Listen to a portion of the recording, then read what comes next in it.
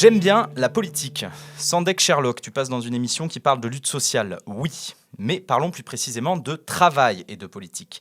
Les deux sont extrêmement liés. On reproche au gouvernement, à raison ou à tort, d'être au chômage, de payer trop de taxes, de ne pas gagner assez et la cantine dégueulasse. Et dans tout ça, l'évidence est que le travail est une valeur sociale, que l'on doit travailler. D'où notre phrase du jour, faut bien que les gens bossent. Bon. En 1931, John Maynard Keynes écrit un bouquin d'économie, le Traité de persuasion. Bon, ça fait gros malin de citer ce genre de livre en intro, mais calmons-nous, j'ai entendu parler d'un extrait de 10 pages que j'ai lu en diagonale, et mes connaissances en économie restent rudimentaires. De plus, ce que j'ai pu voir du bonhomme et la doctrine d'économie qu'il a fondée ne me le rendent pas très sympathique. Mais bon, on s'en fout, ici je fais de la philo et je pioche ce que je veux, là où je veux. Alors, ce qui m'a intéressé dans ce texte de Keynes, c'est sa projection dans l'avenir, comment il imagine le monde de ses petits-enfants. Tout d'abord, ce qui est frappant, c'est qu'il imagine une société d'abondance. La machine remplace l'homme dans ces tâches difficiles, et la thune coule à flot comme un ruissellement qui, lui, marcherait.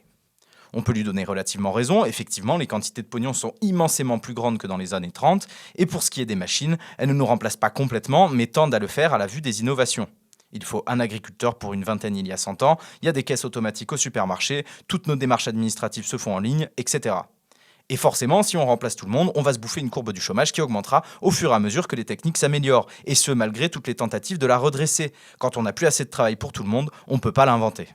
Alors comme tout le monde, je me suis mis à passer à la caisse, avec un caissier, un vrai, plutôt qu'à la borne automatique. J'essaie de bouffer des fruits qui ont été ramassés par une main pleine de terre.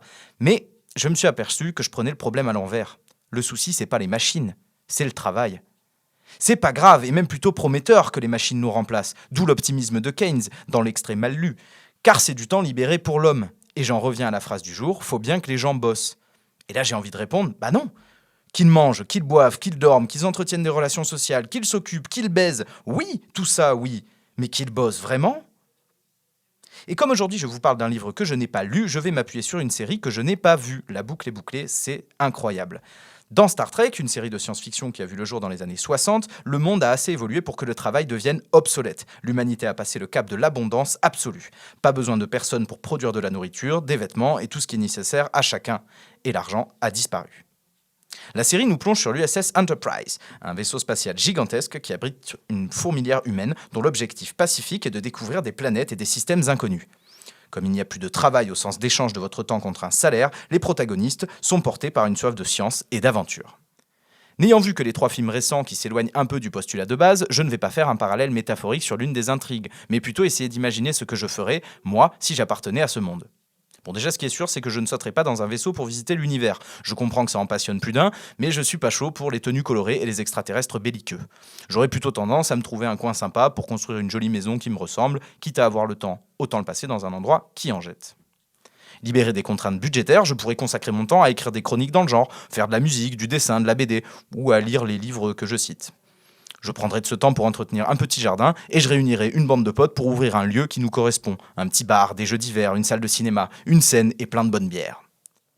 On n'est là que dans mon exemple personnel. Certains bricoleraient, d'autres s'occuperaient d'enfants, tous en fonction de ce qu'ils aiment.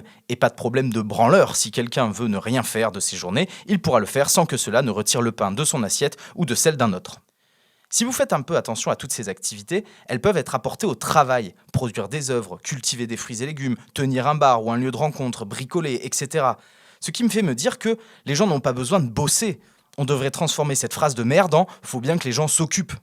Prenez les retraités, qui représentent une énorme part du bénévolat en France. Une fois libérés de la contrainte du travail, ils continuent pourtant à être productifs, même si cela n'influera pas sur le montant de leur retraite. Le travail est le fruit d'une société. On l'appelait plus servage au Moyen-Âge, les esclaves de l'Antiquité remplissaient des tâches ingrates et il fallait bien à un homme préhistorique se bouger le cul pour aller ramasser des baies. L'humanité n'a pas toujours travaillé pour un salaire, mais elle a toujours rempli une fonction, pour bouffer ou pour survivre. Mais on n'en est plus là quand même. Et si les machines nous remplacent, quel boulot on va trouver à tout le monde ? Certains vous répondront une société de services, plus d'éducateurs, de femmes de ménage ou d'artistes. Puisque les besoins naturels n'auront plus la nécessité d'efforts humains, nous remplirons d'autres types de besoins. Le besoin d'être diverti, que quelqu'un garde nos gosses, nettoie notre sol, enseigne, etc. Mais quand on n'aura pas le temps de s'occuper de nos gosses parce qu'on devra aller nettoyer la maison de quelqu'un qui n'a pas le temps de nettoyer sa maison parce qu'il devra s'occuper de nos gosses, on va de nouveau buter sur un problème. Une société de services paraît bien plus incohérente qu'une société sans argent quand on s'y penche un peu. Alors, au prochain qui vous donne des leçons en vous encourageant à aller bosser, allez-y, parce qu'on n'est pas encore dans l'univers de Star Trek. Mais ce serait pas mal qu'on se sorte les doigts de l'apolitisme pour penser ces sujets. Longue vie et prospérité, À la semaine prochaine.